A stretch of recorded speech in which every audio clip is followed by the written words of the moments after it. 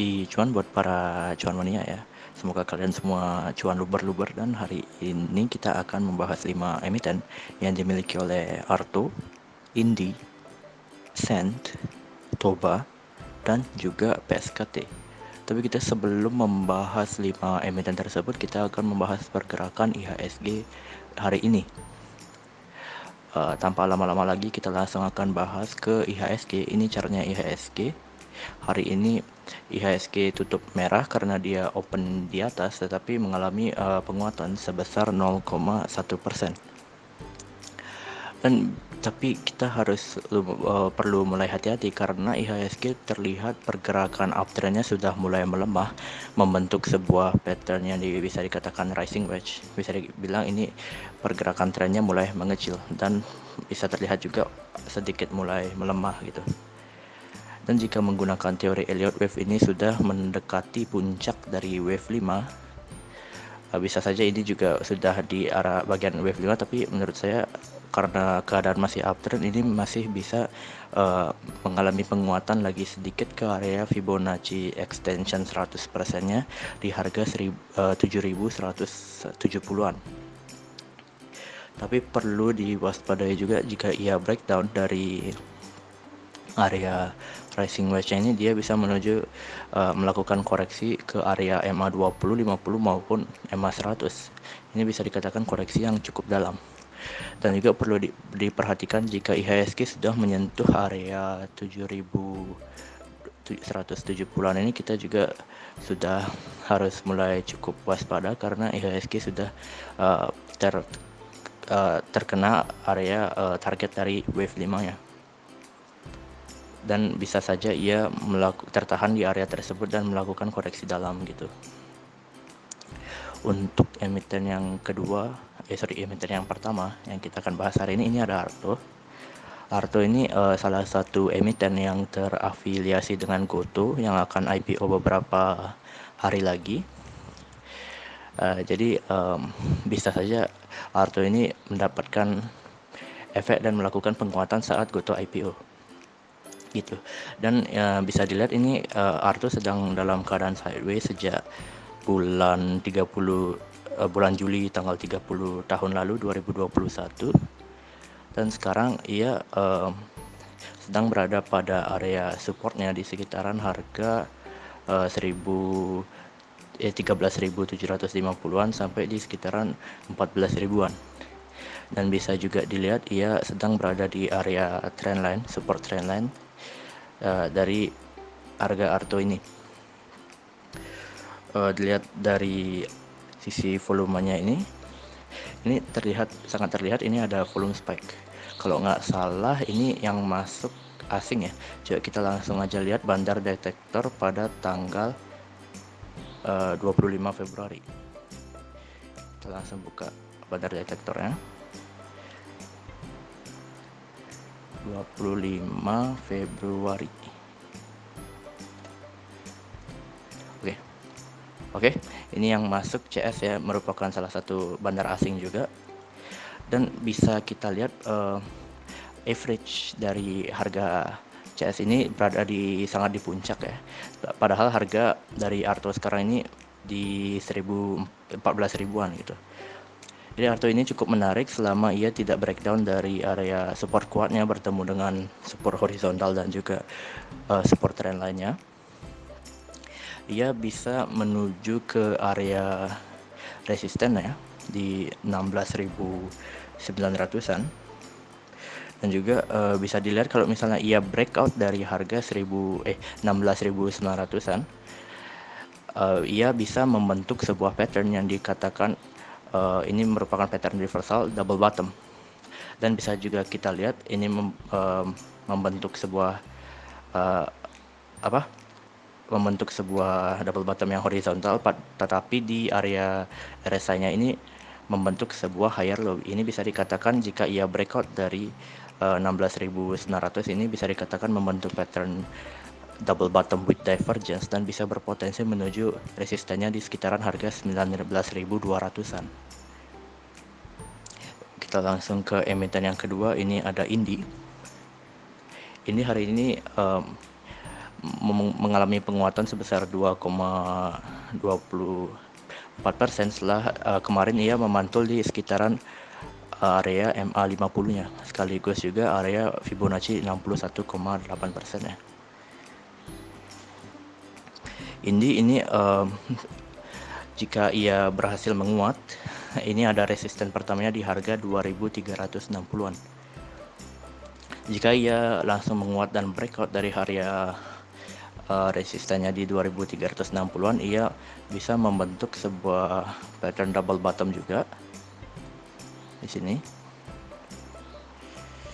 Tetapi jika ia gagal breakout dari area 2360-nya dan tertahan, ia bisa saja membentuk sebuah pattern ascending triangle dengan neckline di harga 2360-an. Jadi untuk yang belum punya barang, ini bisa, jika ia tertahan di area 2360-an, ini bisa menunggu pembelian di area support dari pattern ascending triangle-nya.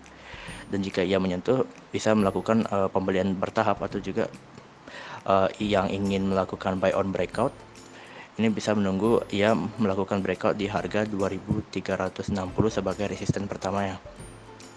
Dan jika ia breakout dari area tersebut, ini bisa menuju ke area 2740 sebagai resisten keduanya. Dan bisa kita lihat di sini ada sebuah gap kecil yang bisa menjadi target dari Indi, target kedua, dan target ketiga itu merupakan puncak dari wave 3 di harga 3120 dengan target wave 5 di harga 3300 itu. Dan 2 hari kemarin juga sudah mulai terlihat ada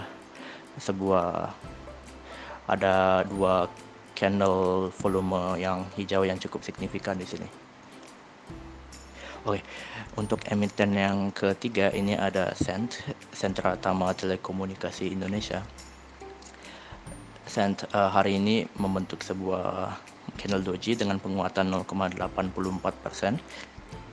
Dan jika kita lihat dari time frame daily, ini tidak begitu kelihatan ya, karena beberapa hari melakukan penguatan dalam waktu yang singkat. Jadi kita pindah ke time frame yang lebih kecil di time frame 1 hour ya. Ini. Jadi jika kita lihat di time frame 1 hour ya, ia membentuk sebuah pattern symmetrical triangle ya. Dan dengan resisten dari symmetrical triangle bisa dikatakan kita cari di harga 242-an. Dan bisa juga kita lihat ini volume dalam pembentukan symmetrical triangle-nya ini sangat lebih dominan volume pembelian dibanding volume penjualan. Ini bisa dilihat ada dua candle pembelian yang cukup besar ya di sini. Dan jika berhasil breakout dari area symmetrical triangle-nya ini, dari pattern symmetrical triangle-nya, ia bisa menuju ke resistennya di harga 254 sebagai resisten pertama, dan resisten kedua berada di area MA200. Dan jika kita lihat juga di sini terdapat sebuah area supply yang kemungkinan akan cukup kuat karena tertahan juga oleh MA200-nya. Oke, untuk emiten keempat yang kita akan bahas hari ini ada Toba. Dan Toba ini hari ini tidak mengalami penguatan maupun penurunan sebesar 0%, membentuk candle doji. Dan kita bisa lihat setelah ia mengalami penurunan yang cukup jauh, ini sedang berada di area support kuatnya mendekati harga 1050 sampai dengan 1060-an. Bisa kita lihat jika ia mengalami penguatan di area ini dan mengalami sebuah pantulan, dia bisa menutup gap yang dibentuk pada tanggal 8 Maret 2022 kemarin di harga 1265 sebagai resisten pertamanya, dan resisten keduanya di harga 1345 bertemu juga dengan area MA50-nya. Tetapi perlu diwaspadai juga ya, jika ia breakdown dari area supportnya di harga 1050 ini bisa mengalami penurunan yang cukup jauh ke area MA 200 nya. Dan jika ia berhasil menutup gap, ini dia juga membentuk semacam pattern double bottom juga.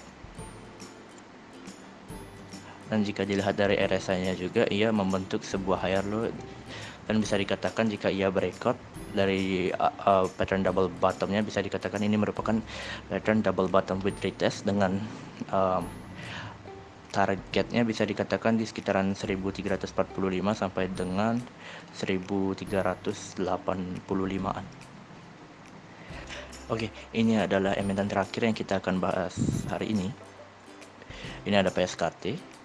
Hari ini mengalami penurunan sebesar 2,25%. Dan jika kita lihat volume penjualan hari ini dulu, ini bisa dikatakan volume penjualannya sudah makin kecil, jadi tekanan jualnya makin kecil, tetapi perlu diperhatikan juga volume penjualan dalam beberapa hari kemarin ini cukup signifikan bisa dikatakan. Dan ini bisa saja melakukan pantulan. Ini merupakan area demand sekaligus juga area support horizontalnya. Jika ia melakukan penguatan, bisa melakukan pembelian, tetapi jika ia breakdown dari area supportnya ini, ia bisa membentuk sebuah pattern cupid handle, inverted cupid handle.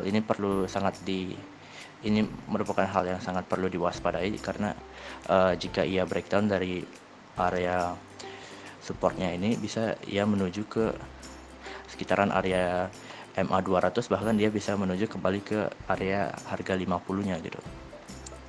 Jadi menurut saya ini merupakan saham yang terlena, saham gorengan juga. Jadi tidak disarankan untuk menahan cukup lama. Jadi jika ia memantul di area supportnya, bisa dikatakan target dari resistennya di sekitaran harga 96-an dan bertemu juga dengan MA 50-nya. Kenapa? Karena jika biasanya kalau sebuah saham breakdown dari area support trend lainnya, bisa saja ia hanya melakukan penguatan sedikit dan membentuk sebuah breakdown plus retest gitu, dan akan melanjutkan penurunannya. Contohnya bisa saja langsung dilihat di PSKT langsung, seperti di sini. Kita hapus dulu cupid handle-nya biar enggak mengganggu. Oke. Ini salah satu contohnya ya. Jadi ia membentuk sebuah trend line, dan setelah ia breakdown di sekitaran sini, setelah ia breakdown, dia menuju ke area supportnya, dan dia hanya melakukan retest penguatan sebesar 21% dan melanjutkan penurunannya setelah melakukan retest di area support trend line-nya gitu. Sekian saja yang emiten-emiten yang kita akan bahas hari ini. Semoga bisa menjadi referensi bagi para cuan mania di dalam mengambil keputusan maupun pembelian dan penjualan. Sekali lagi kita tekankan, untuk pembahasan saham hari ini bukan untuk mengajak cuan mania untuk melakukan pembelian ataupun penjualan, dan sekali lagi kita tekankan dan garis bawahi bahwa kita tidak bertanggung jawab atas segala kerugian dan keuntungan yang terjadi pada kalian. Sekian dari saya, terima kasih. Terima kasih sudah menonton video saya, dan jangan lupa untuk subscribe, komen, like, dan share kepada para cuan mania yang membutuhkannya. Sekali lagi saya ucapkan terima kasih, dan semoga kita sehat, bahagia selalu, dan cuan menyertai kita bersama. Sampai bertemu di video kami selanjutnya. Salam.